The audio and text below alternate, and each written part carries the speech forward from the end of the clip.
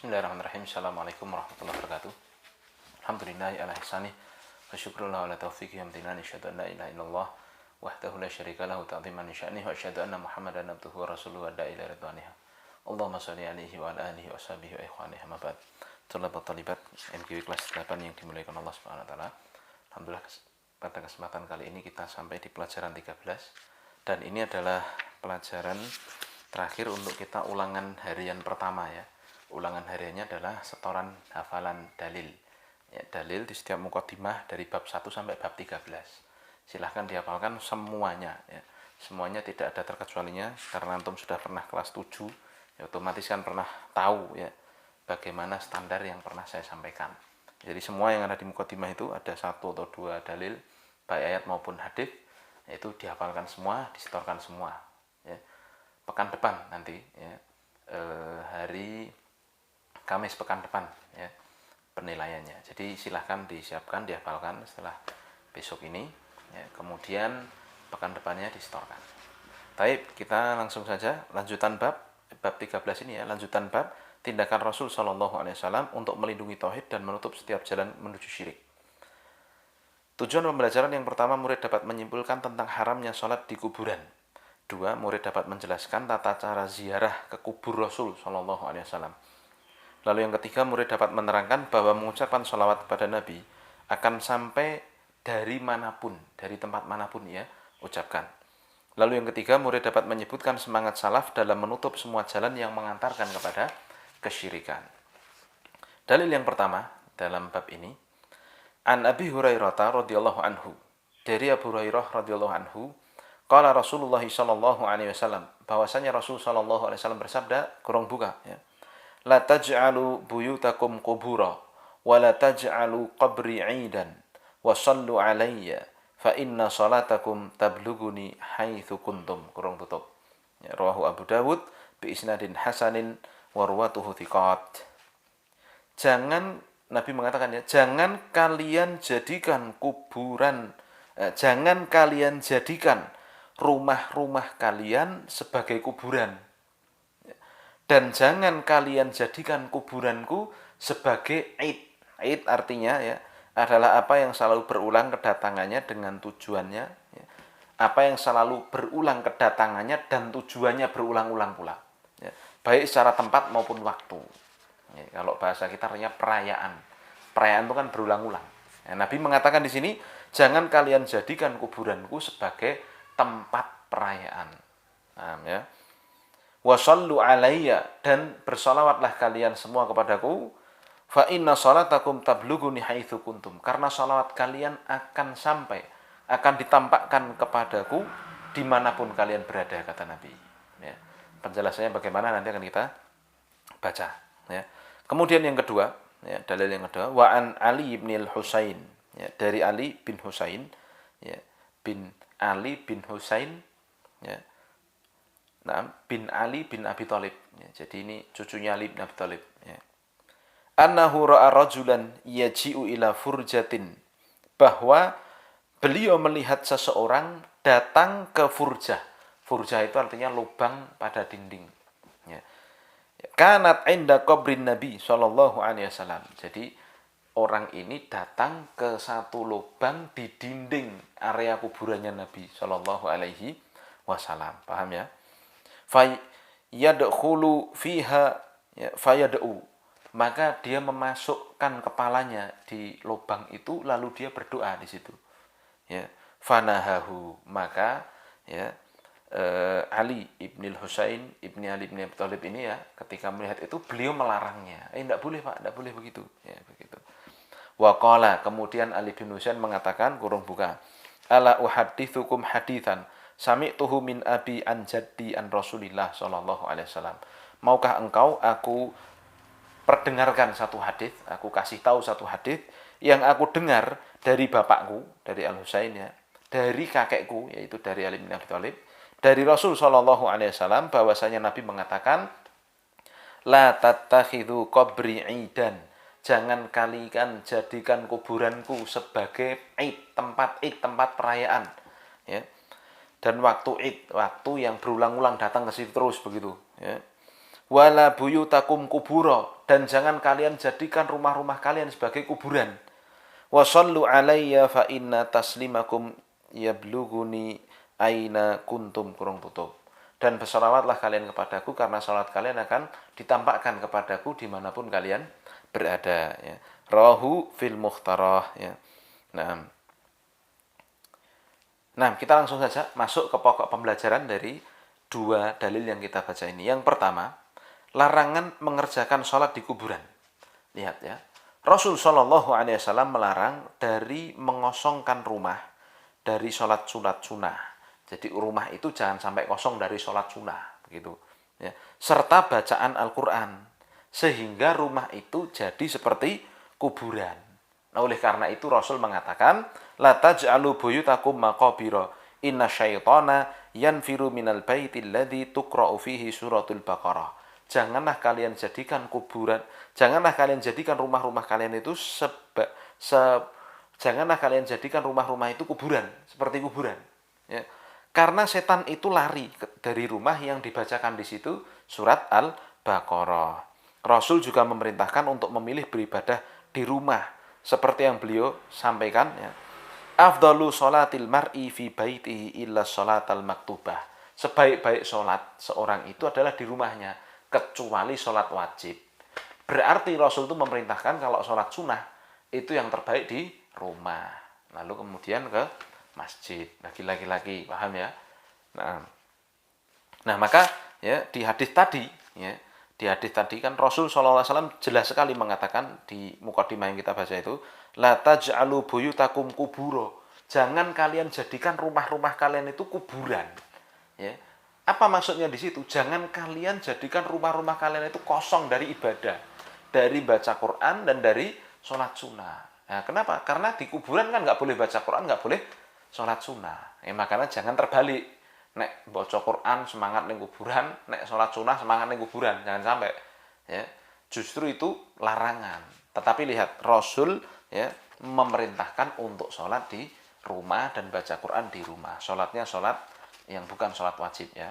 Kalau untuk perempuan ya tentunya wajibnya di rumah. Kalau untuk laki-laki ya sholat wajibnya di masjid tapi sholat sunnahnya di rumah. Jelas ya. Sholat malam itu juga sama. Laki-laki perempuan ya sholatnya lebih baik di rumah. Karena itu sholat sunnah. Ya makanya rumahnya dibangkitkan dengan keilmuan, dengan ibadah. Ya, agar tidak seperti kuburan. Karena di kuburan itu tidak boleh beribadah. Sedangkan di rumah ya kita harus memperbanyak ibadah. Ya, terlebih lagi sekarang ini ya masa-masa pandemi ya, yang kita tentunya banyaknya di rumah kan. Maka marilah kita jadikan rumah kita sebagai tempat ibadah terbaik kita. Nah, saya lanjutkan ya. Beliau melarang mengerjakan sholat di kuburan seperti yang dilakukan oleh orang-orang musyrikin dari kalangan Yahudi dan Nasrani, serta orang-orang yang menyerupai mereka dari umat Islam ini. Ya, sayangnya kan ada ya orang-orang Islam yang senangnya datang ke kuburan. Nah, ini tidak boleh. Rasul Shallallahu Alaihi Wasallam melarang mengerjakan sholat, berdoa, dan ibadah lain yang di kuburan. Meskipun orang yang mengerjakan sholat itu niatnya hanya untuk Allah.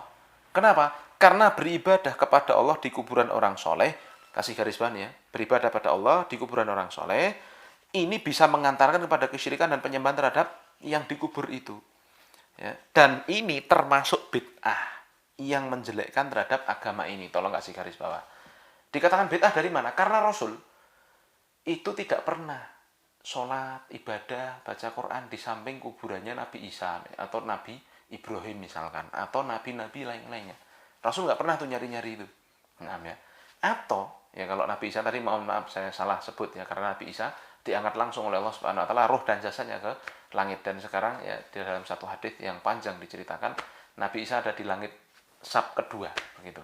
Nah, jadi contoh saya tadi salah, saya perbaiki. Nabi ini saya mau jelaskan kenapa kok ibadah di kuburan itu bid'ah. Nabi tidak pernah mengajarkannya. Ya, Nabi tidak pernah mengajarkannya. Ketika ya Nabi masih hidup kan juga banyak sahabat-sahabat yang soleh meninggal, ya kan? Meninggal perang, meninggal sakit dan sebagainya banyak. Tapi Nabi nggak pernah tuh ngajarin ibadah di sekitarnya. Paham ya? Ketika Nabi meninggal, sahabat pun juga tidak pernah beribadah di dekat kuburannya Nabi. Ketika para sahabat meninggal, para tabi'in pun tidak pernah beribadah di area pekuburannya para sahabat. Nah, ini yang perlu kita pahami. Jadi ibadah di dekat kuburan itu aturan baru dalam agama bid'ah itu, maka dilarang. Ya, kita dilarang mengerjakan bid'ah. Ya, karena kita udah tahu semua kan, bid'ah itu tertolak. Mau ibadah apapun kalau itu bid'ah ya tertolak. Man ahdatsa fi amrina hadza laisa minhu fahuwa raddun. Siapa yang mengadakan perkara baru dalam agama Islam, ya, yang itu tidak berasal dari agama Islam, maka itu tertolak. Paham ya? Nah, itu dikatakan sebagai bid'ah. Dengan ini jelaslah bagi kita semua tentang bagaimana Rasul itu melindungi sisi tauhid dan menutup semua jalan yang mengantarkan pada syirik. Jelas ya? Kemudian pelajaran yang kedua, larangan menjadikan kuburan Rasul Shallallahu Alaihi Wasallam sebagai tempat hari raya. Ya. Rasul Shallallahu Alaihi Wasallam melarang dari menjadikan kuburnya sebagai tempat id. Maka berziarah, berkumpul di kubur Rasul secara rutin dan terus berulang dalam rangka ibadah kepada Allah, tapi di samping kuburan Rasul diulang-ulangi seperti itu terus, ya, dia memang sengaja datang ke situ karena kuburannya gitu. Nah, maka ini perbuatan yang merupakan perbuatan yang mengantarkan kepada kesyirikan. Ya, larangan ini berlaku secara umum mencakup semua kuburan, karena kubur Rasul Shallallahu Alaihi Wasallam adalah yang paling mulia di muka bumi. Meskipun demikian, terdapat larangan untuk menjadikan kubur beliau sebagai tempat hari raya. Jadi kalau kuburan Rasul aja tidak boleh, apalagi yang lain kan begitu. Paham ya? Tentunya lebih tidak boleh lagi. Ya, sehingga kubur selainnya lebih terlarang. Siapapun yang dikuburkan itu. Ya, dan tidak boleh menyengaja datang dan berziarah ke kubur Rasul berdasarkan riwayat yang sahih di mana Nabi mengatakan la tusyaddur rihalu illa li thalathati masajid. Tidak boleh untuk bersusah payah, ya, melakukan beribadah, bersusah payah untuk melakukan safar, untuk melakukan perjalanan untuk ibadah, kecuali ketiga masjid. Masjid hadza, yaitu Masjid Nabawi, wa Masjidil Haram, wa Masjidil Aqsa, dan Masjidil Aqsa. Jadi kalau mau ketiga tempat ini, niatnya beribadah di masjid itu, bukan niatnya mengunjungi kuburan Nabi, bukan. Paham ya? Tetapi ibadah di masjidnya. Paham ya sekarang? Nah, maka dilarang, ya. Kalau kuburan Nabi Muhammad saja dilarang, tentunya kuburan yang lainnya lebih dilarang. Baik ya. Yang ketiga, pelajaran ketiga, ucapan sholawat dan salam akan sampai kepada Nabi Muhammad meskipun orang yang mengucapkan itu dari tempat jauh, yang jauh dari kuburan Nabi begitu. Lihat, Allah Ta'ala memerintahkan kepada hambanya yang beriman untuk mengucapkan sholawat dan salam kepada beliau. Ayatnya sangat terkenal sekali ya, surat Al-Ahzab ayat 56. Allah mengatakan, innallaha wa malaikatahu yusholluna ala nabi ya ayyuhalladzina amanu shollu alaihi wa sallimu taslima. Wahai orang, sesungguhnya Allah dan malaikatnya bersolawat kepada Nabi. Ya. Wahai orang-orang yang beriman, bersolawatlah kalian atas Nabi, kepada Nabi, dan ya, ucapkanlah salam penghormatan kepadanya. Ini perintah dari Allah. Nah, lihat, sebagaimana diperintahkan oleh beliau Shallallahu Alaihi Wasallam untuk banyak bersolawat kepadanya dimanapun berada. Di antaranya Nabi mengatakan, ya sallu alayya, bersolawatlah kepadaku. Ya. Dan banyak ya, beberapa lafadz menyebutkan bahwa ya, di antaranya salat kepada Nabi itu dilipatkan 10 kali. Man shalla alayya salatan sallallahu alaihi bi asyra. Siapa yang bersalat kepadaku sekali, maka Allah akan bersalat kepadanya, akan mendoakan kebaikan baginya 10 kali. Begitu. Ya, jadi itu di antaranya ucapan Nabi yang menganjurkan untuk bersalat dan salam kepada Nabi. Nah, beliau juga menjelaskan bahwa salat tersebut akan sampai kepadanya, baik diucapkan dari tempat yang dekat maupun yang jauh. Keduanya mendapatkan pahala yang sama, sehingga tidak diperlukan orang itu untuk datang ke kuburan Nabi, lalu mengucapkan salat khusus kepadanya dengan di hadapan kuburan Nabi itu. Ya. Hingga Al-Hasan bin Ali, ya, jadi ini juga cucunya Ali bin Abi Thalib juga, mengatakan, tidaklah kalian mengucapkan salawat di sini, ya, yaitu di Madinah, ya, di dekat kuburan Nabi itu, dengan orang yang ada di Spanyol kecuali sama, yaitu sama diterima, sama disampaikan kepada Nabi Shallallahu Alaihi Wasallam. Ya, hal ini merupakan kesempurnaan nikmat Allah bagi kaum muslimin. Maka seorang muslim yang mengucapkan salat di sisi kubur Nabi atau mengucapkan salawat dari jauh akan disampaikan kepada Rasul Shallallahu Alaihi Wasallam. Seperti yang beliau sabdakan, ya, innallaha wa malaikatahu fil ardi, ya, sayyahina. Maaf, ini bukan innallaha ini, maaf. Ini salah cetak ini, salah teks. Inna lillahi malaikatun, begitu. Ya, ini tolong diganti itu ya, dibenarkan. Inna lillahi malaikatun fil ardi. Sesungguhnya Allah Subhanahu wa taala itu memiliki malaikat ya, yang ada di bumi, sayyahina yablughuni min ummatis salama. Yang malaikat itu berkeliling ya, ke sana kemari begitu, menyampaikan kepadaku salam dari umatku itu. Lihat sekarang. Ini merupakan kekhususan bagi Nabi Shallallahu Alaihi Wasallam. Tolong kasih garis bawah. Jadi ini khusus untuk Nabi, ya, di mana disampaikan kepada beliau amalan dari umatnya berupa salawat dan salam. Dan hal ini juga khusus hanya amalan salawat dan salam saja. Tolong kasih garis bawah yang berikutnya. Yang khusus amalan yang disampaikan kepada Nabi, ya, itu hanyalah salawat dan salam saja, bukan yang lainnya. Ya, bukan kemudian kita beramal apa, lalu Nabi tahu, bukan. Nabi sudah meninggal, ya, tidak tahu apapun, ya, paham itu. Adapun ya, yang disampaikan kepada umatnya ya hanyalah sholawat dan salamnya, karena memang itu pengkhususan bagi Nabi, dan Allah memerintahkan untuk mengucapkan sholawat itu. Bahkan Allah mengganjar, membalas siapa yang mengucapkan salam kepada Nabi, siapa yang mengucapkan sholawat kepada Nabi, Allah ya doakan baginya juga kebaikan, ya, dipahami ya. Jadi ini khusus hanya untuk Nabi, adapun yang lainnya tidak ada itu, ya. Nah, kemudian yang keempat, ya, pelajaran yang keempat, semangat salaf dalam memutus semua jalan kesyirikan, ya. Ali bin Husain rahimahullah mengingkari seorang yang datang ke suatu celah yang ada pada kubur Nabi Shallallahu Alaihi Wasallam, dan ia memasukkan kepalanya, ya, untuk berdoa kepada Allah. Hal itu diingkari karena termasuk perbuatan menjadikan kubur Nabi sebagai tempat hari raya. Dalam hal ini disyariatkan untuk mengingkari kemunkaran dan mengajari orang yang jahil. Ya. Dengan demikian jelaslah bagi kita bahwa Rasul Shallallahu Alaihi Wasallam melarang dari menjadikan kuburan sebagai tempat hari raya dalam rangka untuk melindungi sisi tauhid dan menutup semua jalan yang mengantarkan pada kesyirikan. Hal ini termasuk bentuk kasih sayang dan semangat dari Nabi untuk memberikan hidayah terhadap umat ini. Maka wajib bagi kita untuk mengikuti perintahnya dan menjauhi segala larangannya. Dan dalam hal tersebut terdapat keberuntungan yang sangat besar. Ya, jadi jelas ya bahwa Nabi, ya, ini tadi hadisnya kan diriwayatkan cucunya Ali bin Abi Thalib, salah satu orang yang sangat disayang oleh Nabi Shallallahu Alaihi Wasallam. Ya, itu mengajari orang yang tidak tahu, yang bodoh. Ia kira kalau memasukkan kepalanya lalu berdoa pada Allah ya, dan mengucapkan salat di situ itu lebih ampuh begitu, ya. Tetapi beliau beri petunjuk, oh itu tidak benar, itu salah, jangan diulangi lagi ya. Lalu maukah kamu kuberikan yang lebih baik? Bahwasanya Nabi itu mengatakan demikian tadi ya, bahwa Nabi mengatakan tidak boleh menjadikan kuburan Nabi itu sebagai tempat id, ya, tempat untuk melakukan perayaan-perayaan yang terulang-ulang waktunya, yang terulang-ulang ya, kejadian dan tempatnya. Ya, lalu beliau mengatakan tadi ya, jangan jadikan kuburanku sebagai id dan jangan jadikan rumah-rumah kalian sebagai kuburan tadi. Ya. Maka ini penting ya, kita harus tahu bahwasanya memang fitnah kuburan. Ya, ini adalah salah satu fitnah yang luar biasa di masa kita ini. Kita lihat ya, orang itu seolah-olah tidak khusyuk kalau tidak ibadah di kuburan, dan itu uangnya banyak gitu, uangnya banyak. Maksudnya bisnis area kuburan itu ya, uangnya banyak. Padahal ya, kita sudah diberi tempat ibadah oleh Allah. Kita sudah disunahkan untuk ibadah di tempat yang seharusnya, masjid, ya, rumah kita ketika itu ibadah sunnah. Kita perbanyak baca Quran di rumah, perbanyak sholat sunnah di rumah, itu yang seharusnya kita lakukan. Maka jangan sampai ya fitnah-fitnah yang ada itu ya, membuat kita heran.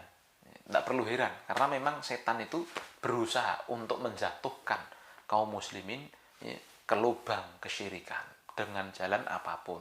Justru kalau kita tahu orang yang seperti itu dan kita bisa menasihati, ayo diajak ya, Mas, Mbak, ngopo sih kan begini ya, diajari ini yang benar tuh begini, yang benar begini ya. Jangan sampai ya justru kitanya diajak, ayolah apa-apa sekali-kali melu, ya, jangan. Nah, maka ini ya penting bagi kita untuk kita pahami bahwa Nabi Shallallahu Alaihi Wasallam menutup celah. Tidak boleh bagi seorang itu untuk ibadah di kuburan. Begitu ya, jelas ya.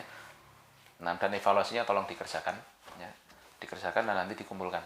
Nah, Kita akhiri. Subhanakallahumma bihamdika asyhadu an la ilaha illa anta astaghfiruka wa atubu ilaik. Assalamualaikum warahmatullahi wabarakatuh.